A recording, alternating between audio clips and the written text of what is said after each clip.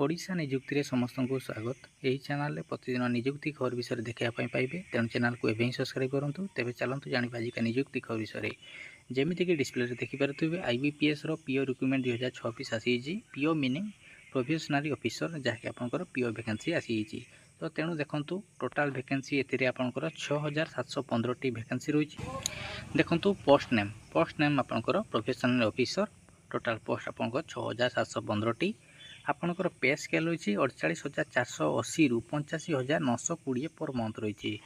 Education qualification देखा गले आपंकर देखूँ ए डिग्री ग्रेजुएशन रही। आपंकर जेकोसी ग्रेजुएशन होते एठार आप इलिजिबल रोचंती। देखूँ एज लिमिट आपंकर मिनिमम एज आपंकर 20 वर्ष रही। मैक्सिमम एज लिमिट आपंकर 30 वर्ष रही। देखूँ आपंकर 2 जुलाई 1996 सुधा एवं 1 जुलाई 2026 सुधा आपंकर डेट इनक्लूसिव रोची। देखो एप्लिकेशन फी रे जनरल ईडब्ल्यूएस ओबीसी कैंडिडेट मानकर 850 टंका रही। एससी एसटी पीडब्ल्यूबीडी कैंडिडेट मानकर 175 टंका रही। नोटिफिकेशन रिलीज डेट रही 1 July 2026। Online registration start date रही 1 July 2026। Last date apply online 21 July 2026। Last date for online fee payment 21 July 2026। Application edit window आपंकर 2 दिन 2 days after closure of registration. देखो आपंकर 2 दिन रजिस्ट्रेशन क्लोज थी, आप registration edit करेंगे। तापर अच्छे प्री एग्जामिनेशन ट्रेनिंग आपंकर अगस्त 2026 भितर रहीपर अच्छे आपंकर प्रिलिमिनारी एग्जाम कॉल सेंटर अगस्त 2026 भितर रही। प्रिलिमिनारी एग्जामिनेशन रही अगस्त 2026 भितर। प्रिलिमिनारी रिजल्ट रही आपंकर सेप्टेम्बर 2026 सुधा। तापर देखो मेन एग्जाम कॉल लेटर रही सेप्टेम्बर 2026 सुधा। मेन एग्जामिनेशन रही आपंकर अक्टोबर 2026। मेन एग्जामिनेशन रिजल्ट रही आपंकर नवेम्बर 2026 भितर। तापर आपंकर पर्सनालिटी टेस्ट रही नवेम्बर 2026। इंटरव्यू डेट रही आपंकर नवेम्बर बा डिसेम्बर 2026 भितर। तापर प्रोफेशनल अलॉटमेंट रही आपंकर जनवरी 2027 भितर।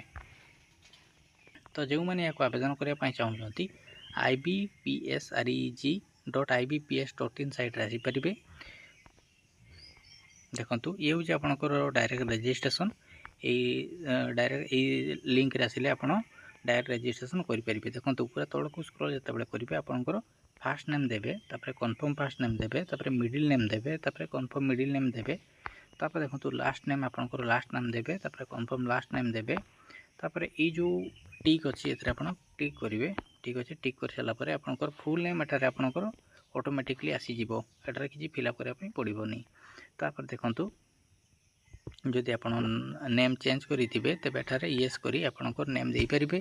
तापर देखो मोबाइल नंबर एठार देवे। तापर कन्फर्म मोबाइल नंबर एठार पुणी थे जो मोबाइल नंबर एठार भरी एठार फिलअप करेंगे। तापर देखो I confirm that mobile number belongs to self. ठीक अच्छे एठार सेल्फ क्लिक करेंगे। तापर देखो ईमेल आईडी एठार आपंकर ईमेल आईडी देवे। जदि मेल टी आपंकर ramo@gmail.com। तो तेणु करेंगे आप राम फिल करेंगे। तापर @ देवे ना, एठार डोमेन रे जीमेल सिलेक्ट करदे। ठीक अच्छे। तो बर्तमान कन्फर्म ईमेल आईडी रे आप ramo@gmail.com लिखिदेवे। तापर देखो ये सिक्यूरीटी कोड रही एठार फिलअप करेंगे। तापर तले जो अच्छी सेव एंड नेक्स्ट। ठीक अच्छे सेव एंड नेक्स्ट क्लिक करदे। तो यही भाव आप प्रथम रजिस्ट्रेशन करेंगे, तापर लॉगिन करेंगे। तापर ये भाया लॉगिन करेंगे। देखो तले जो ऑप्शन रही देखो रजिस्ट्रेशन नंबर रही आपंकर, तापर पासवर्ड रही सिक्यूरीटी कोड। आप रजिस्ट्रेशन कर सारापर आपंकर मोबाइल नंबर और ईमेल आईडी वेरीफाई सारापर आपको रजिस्ट्रेशन नंबर मिल जाव। से रजिस्ट्रेशन नंबर को एठार फिलअप करेंगे। तापर आपंकर सेट कर पासवर्ड एवं सिक्यूरीटी कोड को एठार फिलअप करी आप लॉगिन करी आवेदन करेंगे। तो यही जॉब रे इंटरेस्टेड थिले किभली आवेदन करा मत कमेंट करूँ, मु फुल वीडियो नहीं आसबि। तेबे यही भाया निजुक्ति खबर देखापी चाहूँगी चैनल सह जोड़ी रुहतु।